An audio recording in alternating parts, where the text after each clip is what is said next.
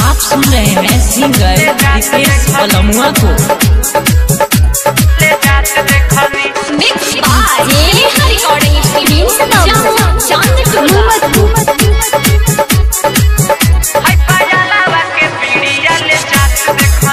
Presented by Kriti music.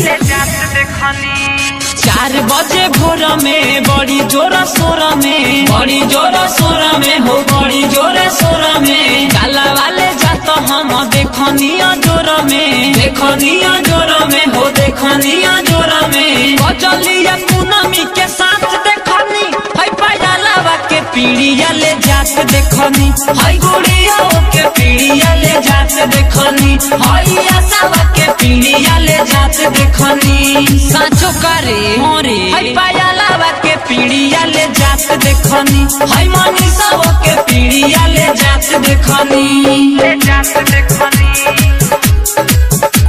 ले जात देखनी। मिक्स बाय रिकॉर्डिंग स्टूडियो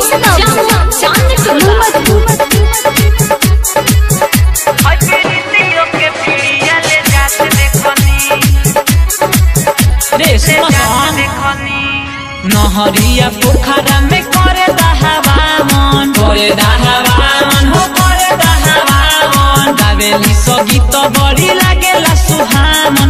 लौआ में लौआ मिलत देखनी हई निशावा के पीड़िया ले जात देखनी हई नीलुओ के पीड़िया ले जात देखनी हई प्रीतियों के पीड़िया ले जात देखनी, लेके जात देखनी, लेके जात देखनी। Mix by recording presented by Kriti music. के पीड़िया ले जात देखनी, ले जात देखनी। गोलू श्रीवास्तव चिउरा मांगे पारा शादी, मांगे पारा शादी हो, मांगे पारा शादी बोल मुरी तेज के देखे तनी सा भगादी डीजे पगितिया बजत देखनी हई गुजरो के पीड़िया ले जात देखनी हई सपनो के पीड़िया ले जात देखनी हई अनु के पीड़िया ले जात देखनी।